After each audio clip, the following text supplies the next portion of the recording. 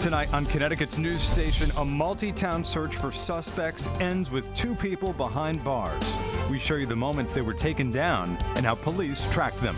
Cleanup continues after a weekend fire. I don't know if it was anxiety or what, but I could have sworn it was going to take our home. The impacts being felt by the community. Honoring heroes. Good Samaritans being recognized for jumping into action after a fiery crash on the Gold Star Bridge. Briefly cooler temperatures tomorrow, but they won't last. Your full forecast coming up. AAPI studies in Connecticut classrooms. We didn't see ourselves reflected in textbooks. The work done by local lawmakers to add it to the curriculum. We are rising up in downtown Hartford. It is billed as the tallest mural project in New England. I'm Jim Altman. More ahead on the Fox 61 News. Now at 6, this is Fox 61, Connecticut's news station. Good evening, and thanks for joining us for the Fox 61 News at 6. I'm Jen Bernstein. And I'm Ben Goldman. Happening today, New London police honoring 2 men for their heroic efforts. Officials saying their actions saved the lives the day of a fiery crash on the Gold Star Bridge. Fox 61's Gabby Molina joins us live from New London at the Guard Arts Theater with more. Gabby. That ceremony just wrapped up a few minutes ago, and it was honoring the 2 men who jumped into action to save other people's lives in a split-second decision. Now, the 2 men that are being honored here tonight are Lieutenant Cornelius Rogers, who was off duty at the time, and Brandon Bilo. They are both being recognized by New London Police this evening. They were on the Gold Star Bridge back in April when a fuel tanker crashed into a car that had stopped after getting a flat tire. The tanker flipped over and burst into flames, killing the driver. Rogers and Bilo are credited with helping the people in the car, running towards the danger as the flames got closer and closer to their car to help the people get out safely. New London's police chief said the men displayed extreme heroism in those moments. The selfless and gallant acts by Lieutenant Cornelius Rogers, Brandon Bilo, and other involved persons to rescue injured individuals from a vehicle before it became engulfed in flames from the explosive load of the tanker truck displayed extreme heroism, character, and a relentless life-saving commitment under enormous, challenging conditions. Both men received several honors from the city, from the state, and from local organizations as well. Now, there was a 3rd man who also jumped into action, but the police chief said that he wished to remain anonymous. The ceremony also started off with a moment of silence for the driver of the tanker truck that did die in that crash. Live in New London, Gabby Molina, Fox 61, Connecticut's news station. Gabby, thank you. New tonight, Norwich police are now investigating a body that was found in a park as a homicide. Police say a person was walking through Mohegan Park when they saw the body partially buried in what police are now calling a shallow grave. Police believe that man was shot and killed somewhere else and then dumped in the park. His name has not been released, but police are asking for anyone who might have seen what happened to give them a call. Well, new tonight, a Thompson Public Schools employee has been arrested for allegedly communicating online with an undercover officer posing as a 15-year-old girl. Police say the man, 56-year-old Philip Therian, engaged with who he thought was the girl online. He's facing charges including attempt to commit risk of injury to a minor. Therian is free on bond and is set to appear before a judge in June at Manchester Superior Court. This work week kicking off with a multi-agency police pursuit this morning. It started at a bank along a commercial corridor in Norwich. It ended in the arrest of 2 men in a residential neighborhood all the way in Rocky Hill. But what happened in between involved drones, police dogs, state and local police. Fox 61's Samaya Hernandez has the latest. It's been business as usual inside of the bank, but outside there's a construction cone near the ATM, and that hints at the police pursuit that started here led police across the state. Just before 3:30 Monday morning, an attempted break into this ATM alerts Norwich police. But what happened next, stretching well into the morning commute and beyond? This is 24-year-old Mark Francis Chiu of Hartford and 32-year-old Yuris Tejada of Rocky Hill. Connecticut State Police say the pair tried to get into this now bruised-up drive-up ATM in Norwich behind Berkshire Trust. Their car seen getting onto 395 South. Troopers from Montville and Colchester are on on the case. Police followed the car on Route 2 and 3 and then onto Interstate 91, where things could have been more dangerous for commuters when the car drove onto the off-ramp. At that point, the vehicle stopped and 2 occupants fled the scene on foot. Rocky Hill and Wethersfield police joining troopers who flew a drone and searched for several hours with canine tracking teams until an off-duty sergeant from Rocky Hill saw the pair reportedly walking on Main Street. The description of the suspects was put out on a patched radio channel, so all of the officers in the area received the information, and that's how the Rocky Hill sergeant then recognized them later on. Monday afternoon, a spokesperson for Berkshire Trust said there was an attempted break into our ATM that was unsuccessful. Nothing was stolen. The police are investigating this matter. State police grateful for a peaceful resolution. This was best case scenario outcome, and a lot of that came down to the communication among Wethersfield Police Department, Troop H, Troop K, and Rocky Hill Police Department. And state police charged the pair with interfering and other motor vehicle charges. Police here in Norwich are still investigating, and they do expect further charges. In Norwich, I'm Samaya Hernandez, Fox 61, Connecticut's news station. Samaya, thank you. Well, in Hamden, fire officials have determined the cause of the fire that left 21 families without a home over the weekend.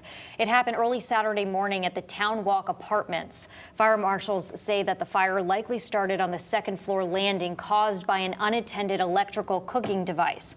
No one was injured in the fire. The Red Cross is assisting residents who were impacted.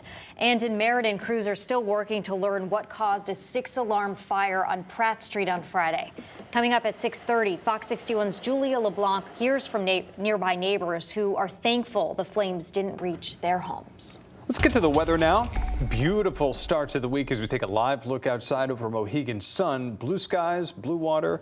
Feeling like summer. Yeah, this weather perfection basically today. But will the nice weather continue throughout the week? Chief Meteorologist Rachel Frank joining us now with more. Rach. Yes, I mean, this week looks gorgeous. Mostly dry conditions, temperatures that will generally be above average, although we are going to take a bit of a step back tomorrow. So today's high temperatures in the mid to upper 70s across the state. Tomorrow will be about 10 degrees cooler, but still really nice. 73 in Hartford, 76 the current temperature for the New Haven area. We've got winds that are out of the northwest, certainly enough to be noticeable, gusts up to 15 to 25 miles per hour. And here's a look at those temperatures. Again, actually warmer along the beaches than it is for inland areas with that northwesterly wind. So very impressive out there. Visible satellite, it's hard to tell as the sun gets a lower and lower angle in the sky, but there's actually some haze, which we're going to talk more about in a little bit. Temperatures tonight for the news at 11 will be approaching the 60-degree mark, and as we head towards daybreak tomorrow, we'll see temperatures sliding back into the mid to upper 40s. Here's a look at those cooler but not cold temperatures for tomorrow. Instead of highs in the upper 70s for the shoreline, we're in the mid 60s tomorrow from New Haven through Guilford. Head inland, Wallingford's at 68 tomorrow, 67 in Southington. And again, you're noticing highs in the 60s for much of the rest of the state as well. We'll talk about when it doesn't just rebound, but temperature warms up even more. We got a little taste of early summer in the 7-day coming up, guys. Okay, Rachel, thank you. New tonight, a Colorado man is facing charges in connection to a crash that killed 2 people in Waterford back in February. Police say 22-year-old Robert Sewell of Broomfield, Colorado was driving near Crossroad when he crashed into a stone wall. The 2 passengers in his car were killed. Sewell is facing several charges, including manslaughter and DUI. And we have an update to a story that we first told you about back in March. North Haven police have arrested a man in connection to lacrosse equipment that was stolen from a local high school. 43-year-old Thomas Donovan is facing charges. He allegedly stole a utility trailer that was full of equipment on March 20th. Police located the trailer a few weeks later with most of the equipment still inside. Donovan is being held on $25,000 bond. Well, the push continues to hold animal abusers accountable. Senator Richard Blumenthal announcing 2 new pieces of legislation today. The Care for Animals Act aims to strengthen the Department of Justice capabilities to strengthen laws. And Goldie's Act looks to protect dogs in puppy mills and rescue animals from unsafe conditions. From 2011 to 2021, there were more than 3,000 animal cruelty cases in Connecticut. About 80% of them were either dismissed or not prosecuted. Well, the next time your flight gets delayed, you may end up getting paid. Today, the Biden administration announcing a helping hand for airline passengers who experience flight delays and cancellations. Fox 61's political reporter Emma Wolfhorst is with us in studio right now. So, Emma, what did President Biden have to say about this today? Well, Ben, this afternoon, Biden announced new rules to require airline carriers for the first time compensate travelers beyond just a ticket refund if they are inconvenienced for reasons within the airline's control. This comes after an uptick in delays and cancellations nationwide and a push from the Biden administration and congressional leaders here in Connecticut to hold airlines accountable. I know how frustrated many of you are with the service you get from your U.S. airlines. That's why our top priority has been to get American air travelers a better deal. That frustration being felt in Connecticut, too. We kept getting these signs, delayed.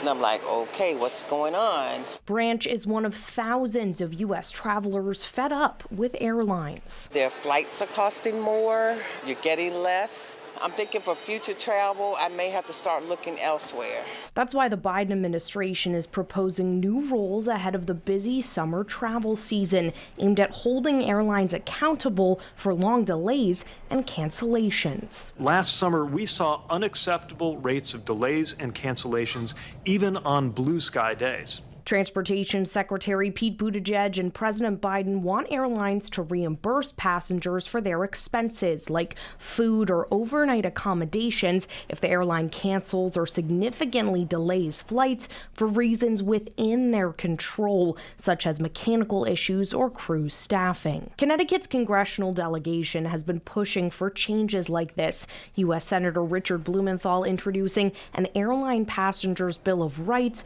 early this year.